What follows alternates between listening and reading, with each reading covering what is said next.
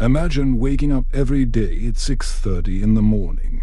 The alarm goes off. You shower, brush your teeth, have your coffee with skim milk and 2 slices of whole wheat bread. You take the same bus, sit in the same chair, go to the same office, greet the same people with the same forced smile. You work 8 hours doing things that don't matter to people you don't know. You come home, have a frozen dinner, watch TV until you fall asleep on the couch. And the next day, everything repeats exactly the same. Your life is a collection of IKEA objects perfectly arranged in an apartment that feels more like a showroom. You have the beige egged-up sofa, the white lac coffee table, the photo pendant lights above the dining table. Each object was carefully chosen to create the illusion of a complete life, but inside, you feel like an actor playing a role you never chose. You're polite to everyone, punctual for all appointments, and obedient to all social rules. You pay your bills on time, have cordial relations with your neighbors, keep your car clean and your schedule organized. By society's standards, you're doing everything right. But inside, you feel completely dead, as if you're watching your own life unfold through a glass screen. Now imagine that suddenly a man appears in your life who represents everything you dare not be. He is wild where you are domesticated, charismatic where you are invisible, completely free where you are imprisoned by 1,000 small obligations and expectations. He fears nothing and owes no one an explanation. And he invites you to break all the rules you've religiously followed your entire life. That man is Tyler Durden, and today we're going to decode why he is not just a disturbing character from a cult film from the 1990s. Tyler Durden is the most dangerous and, at the same time, most honest reflection of the modern male identity crisis. He is the dark mirror of an entire generation of men who have lost touch with their own vital essence. Because here's the brutal truth that no one wants to admit, but that everyone feels deep down, repressing who you truly are, denying your deepest instincts, stifling your authentic nature in the name of civility and social acceptance can be the most destructive thing you do to yourself. And Tyler Durden is living, bloody, and explosive proof of this. Stay with me because, in the next 50 minutes, I'll show you how the first rule of Fight Club hides one of the most profound and transformative concepts in analytical psychology. I'll reveal why Tyler Durden isn't the villain of the story, but rather the inevitable symptom of a psychological illness that affects millions of modern men. And, most importantly, I'll teach you how you can use this knowledge to transform your own life, reclaim your lost authenticity, and integrate your shadow aspects constructively. Without having to destroy the world around you, let's begin our analysis with our protagonist, whose name we never learn throughout the film. This anonymity is no accident. He represents the existential invisibility of modern man. A man who works for a large corporation investigating car accidents, coldly calculating whether it is cheaper for the company to pay compensation to the victims' families or recall defective vehicles. His professional life literally involves putting a price on human life. He hasn't been able to sleep for months. His eyes are constantly red and puffy. He wanders the office hallways like a well-dressed zombie. He spends his late nights buying furniture online, browsing home decor websites, and decorating an apartment that looks like a page out of a magazine. His biggest thrill of the week is finding the perfect set of dishes or discovering a new line of bath towels that matches the color scheme he has chosen for his bathroom. Note the psychological genius of this construction. He's trying to create an identity through objects. Every piece of furniture he buys is a desperate attempt to fill the existential void he feels inside. He believes that if he can put together the perfect apartment, If he can have all the right objects ranged in the right way, perhaps this will magically give him a sense of purpose and fulfillment. And here is what is absolutely brilliant about Chuck Palahniuk's script and David Fincher's adaptation. He is not presented as a social underdog. He's not the stereotypical loser living in his mother's basement.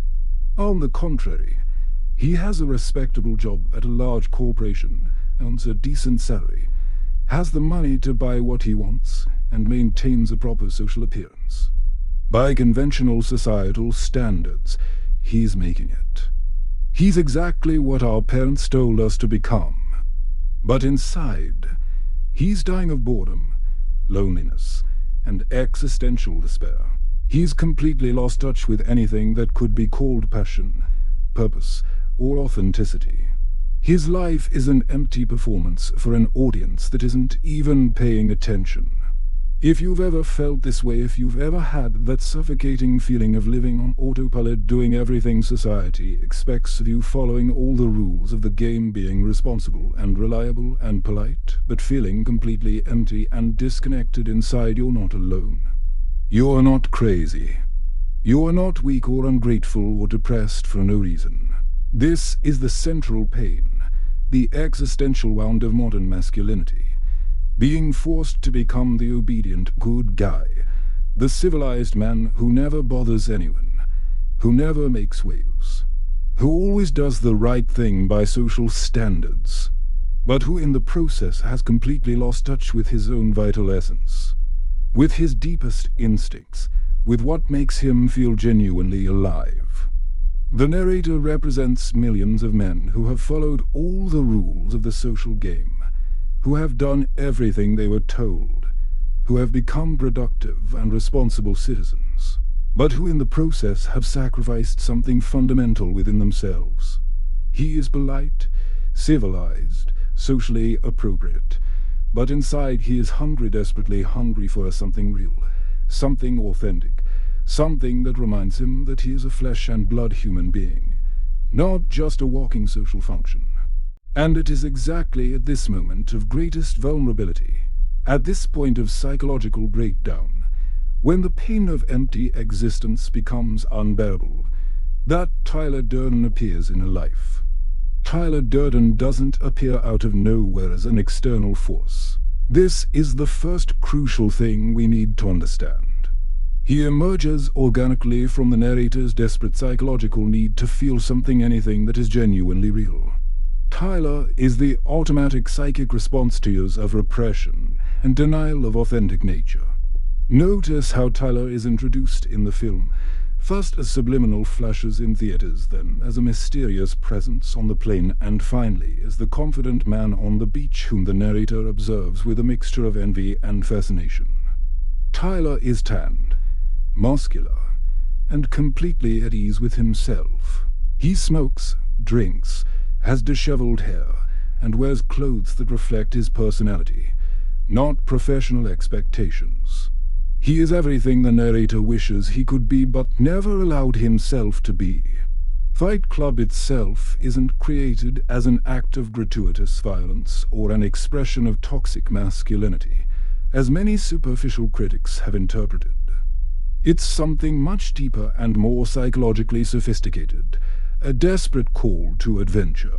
It's the attempt of a completely asleep man to awaken through physical pain, having systematically denied emotional pain for so long that he's lost the ability to feel it. Think about the first fight between Tyler and the narrator in the bar parking lot. The narrator asks Tyler to hit him, and when Tyler asks why, he replies, "Because I've never been in a fight. Because I don't know what it's like to be hit." This isn't a sentence about violence, it's a sentence about authentic experience. He's saying, I've lived my whole life avoiding anything that could hurt me, challenge me, or push me out of my comfort zone, and now I feel like I've never really lived. Tyler represents absolutely everything the narrator has repressed over the years to become socially acceptable: the natural masculine aggression, the wild and magnetic charisma, the total freedom of not caring what others think, the ability to take risks, to be spontaneous, to follow his instincts without apology. Where the narrator is shy and hesitant, Tyler is courageous and decisive. Where the narrator seeks approval, Tyler is fiercely independent. Where the narrator follows rules, Tyler creates his own. Where the narrator fears conflict, Tyler embraces conflict as an opportunity for growth. Tyler Durden is what Carl Jung, the founder of analytical psychology, would call the shadow, the embodiment of all the aspects of our personality that we deny, repress, reject, or find unacceptable to our conscious image of ourselves. But here's the dark warning the film gives us from the beginning, and one that most people miss the first time they watch it. Tyler is not a healthy solution to the narrator's problem. Tyler is a symptom, an extreme and dangerous symptom of a much deeper and more complex psychological problem. Because when you deny your shadow for too long, when you systematically repress all the unacceptable aspects of your personality, they don't simply disappear into the ether. They grow in the darkness of your unconscious, gain strength of their own, develop autonomy, and eventually take control of your life in ways you never imagined possible. And that's exactly what starts to happen to our protagonist from the moment Tyler enters the scene. Now, I am going to give you insider knowledge that will completely transform your understanding not only of this film, but of the entire psychological dynamic it represents. This is the kind of knowledge that separates superficial analysts from true connoisseurs of the human psyche. Carl Jung, the brilliant Swiss psychiatrist and founder of analytical psychology, made a revolutionary discovery that forever changed our understanding of the human mind. All of us, without exception, possess what he called a shadow. The shadow is the part of our personality that contains all the aspects we consider unacceptable, dangerous, embarrassing, or inappropriate to our conscious, socially approved image of ourselves. To fully understand the concept, imagine that your conscious personality, the one you present to the world and with which you identify, is like the visible part of an iceberg. The shadow is the much larger, more powerful, submerged part that remains hidden beneath the surface of consciousness. For the modern civilized man, especially one who has been raised to be well-behaved and socially appropriate, the shadow generally contains natural, instinctive aggression, primitive urges for dominance and territory, raw, unfiltered sexuality, unbridled, competitive ambition, genuine, justified anger, healthy, necessary selfishness, rebellion against unjust authority, the desire for adventure and risk, and all the animalistic aspects of human nature that we have been conditioned to overcome in order to be accepted into civilized society. But here is the key that most people, including many poorly trained therapists, don't understand. Denying your shadow doesn't make it disappear. In fact, denial produces the exact opposite effect. The more energy you expend trying to repress, control, or eliminate these unacceptable aspects of yourself, the more powerful and autonomous they become. Jung discovered that the denied shadow develops what he called a life of its own in the unconscious. It begins to operate independently of conscious will, influencing behaviors, decisions, and reactions in ways the person is unaware of. In extreme cases, Jung spoke of shadow possession, when repressed aspects of the personality gain so much power that they begin to control the person in moments of stress, anger, or vulnerability. This is exactly what happens to Tyler Durden in the film. He's not just a supporting character or a disturbing mentor, he's literally the narrator's shadow, given a life of his own and complete autonomy. That's why Tyler acts primarily at night, when the narrator is asleep or unconscious. That is why Tyler does everything the narrator won't allow himself to do. He seduces women with confidence, leads groups with natural charisma, makes risky decisions without hesitation, and expresses anger without apology. Note the brilliant details of the script. Tyler works with his hands, making handmade soap, while the narrator works with paperwork in an office. Tyler lives in a rundown but authentic house, while the narrator lived in a spotless but sterile apartment. Tyler wears clothes that reflect his personality, while the narrator wears corporate uniforms. Tyler has intense and passionate relationships, while the narrator had only superficial and transactional connections. The film's absolute genius lies in literally showing, visually and narratively, what happens to a person's psyche when they deny their shadow for so long that it develops its own personality and takes control of their life. Tyler Durden is the perfect cinematic representation of the autonomous shadow, powerful, seductive, charismatic, but also dangerous and potentially destructive when not consciously integrated. And then we come to the most psychologically powerful and cinematically impactful moment in the entire film, the scene in which the narrator realizes, in a moment of absolute existential shock, that he is Tyler Durden, that Tyler never existed as a separate person, that everything Tyler did, every person Tyler met, every decision Tyler made, were actually the narrator's own actions during dissociative episodes. This revelation isn't just a clever cinematic plot twist designed to surprise the audience. It is the perfect artistic representation of the crucial psychological moment when consciousness is finally forced to directly confront its own shadow.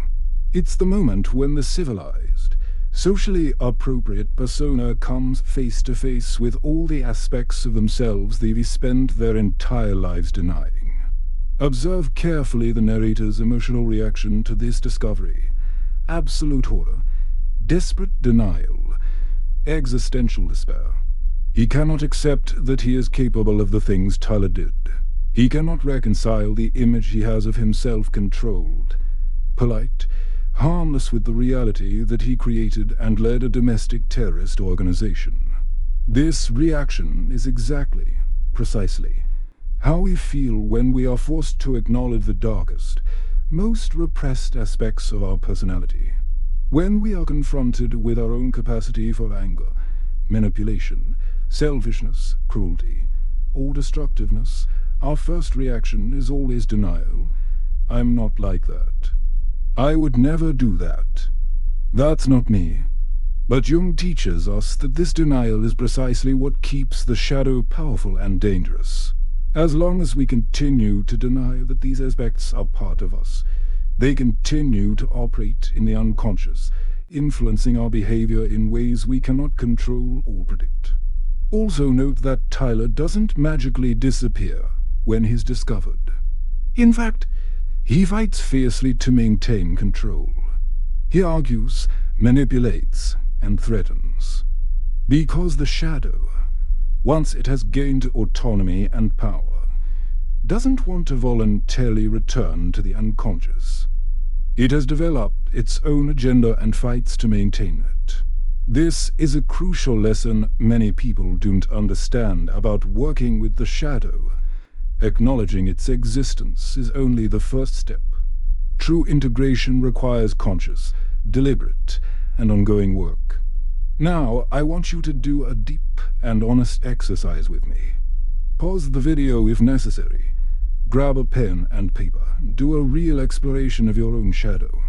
Think of a characteristic, impulse, or desire of yours that you consider unacceptable or inappropriate. It could be a rage you never allow yourself to fully express, bottling it up until it explodes in passive-aggressive ways.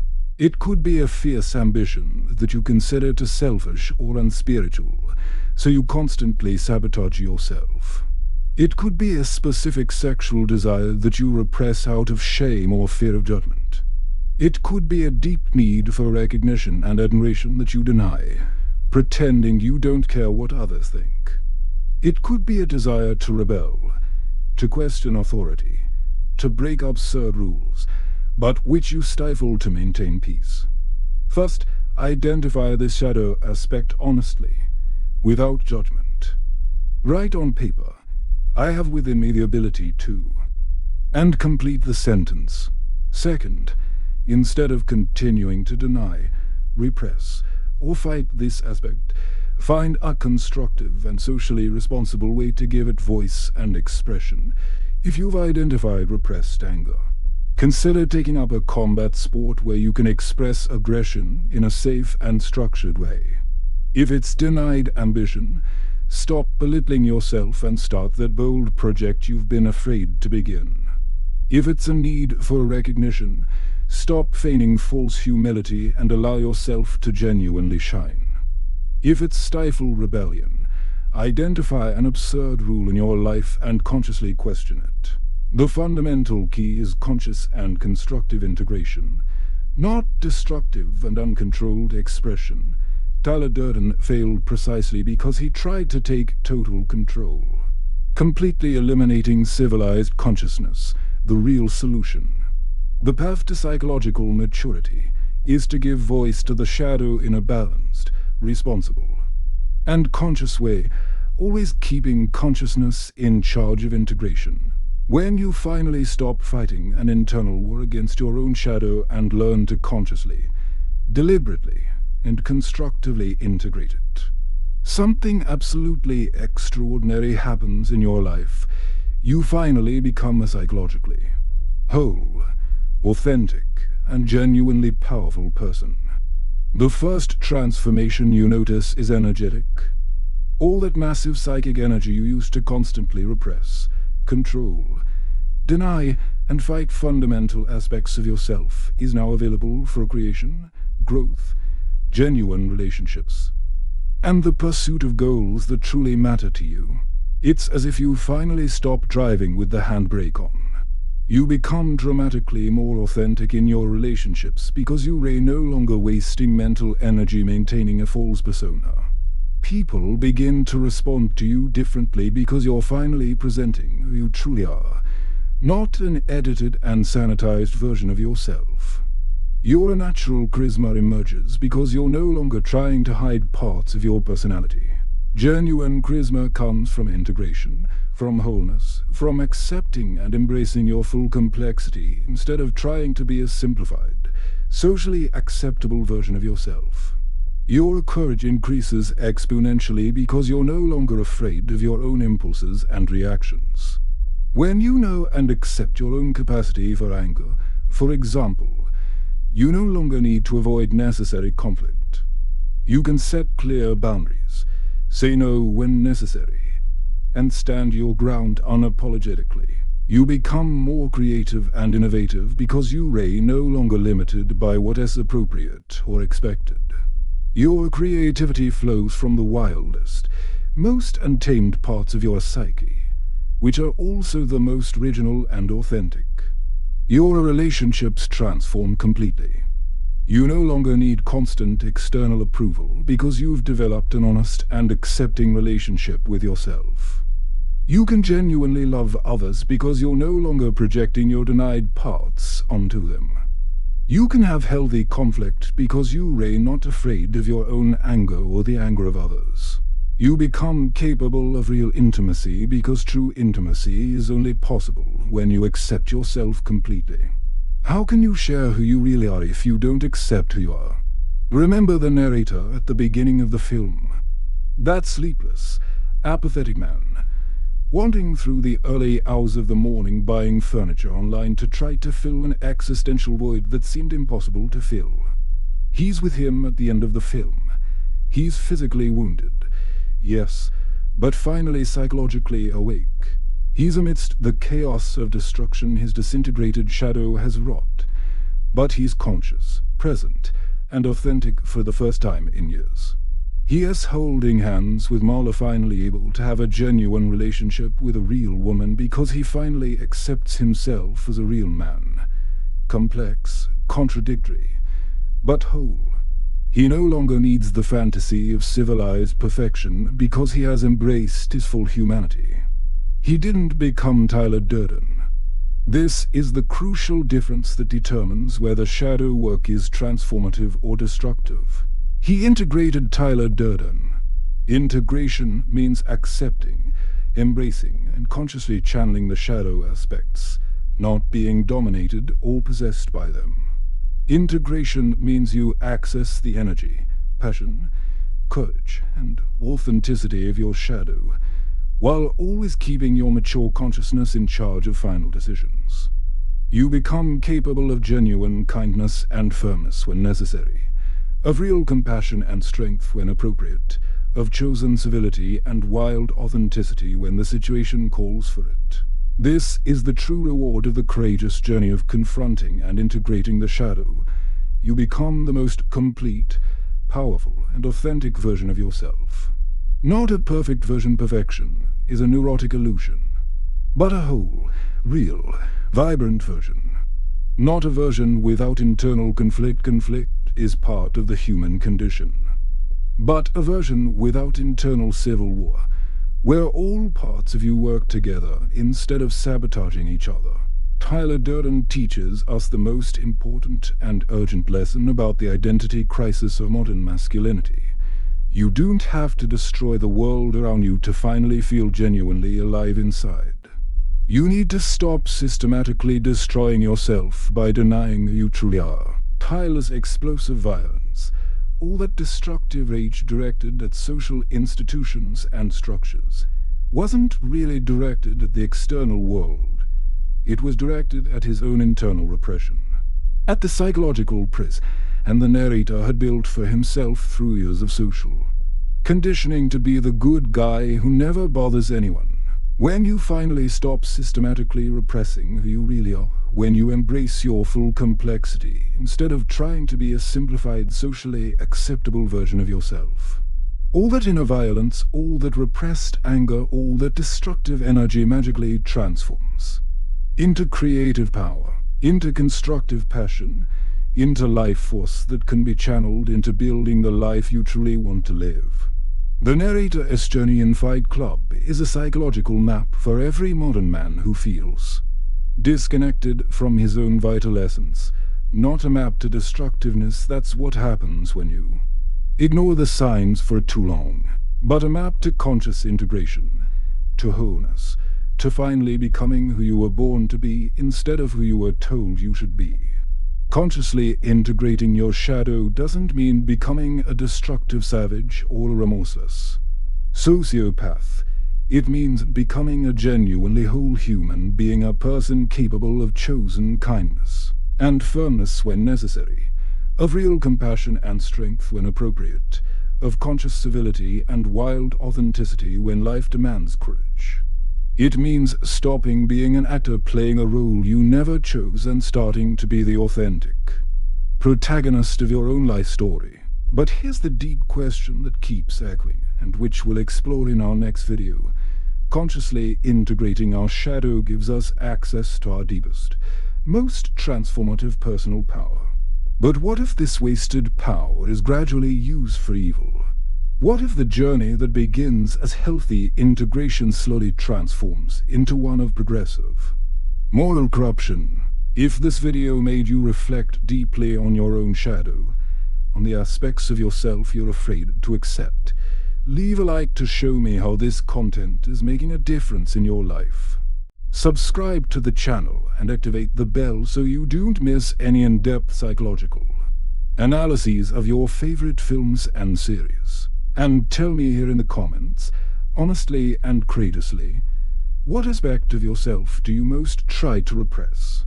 What part of your personality do you consider unacceptable but perhaps needs to be integrated?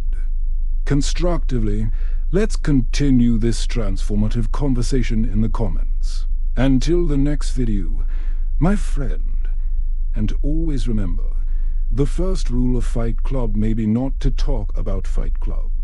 But the first rule of analytical psychology is exactly the opposite. Talk honestly to yourself about who you really are, because only through this brutal honesty can you begin the journey to becoming who you were born to be. Your shadow is not your enemy. It is the key to your wholeness. Treat it with respect, integrate it wisely, and it will become one of your greatest sources of authentic power. See you next time.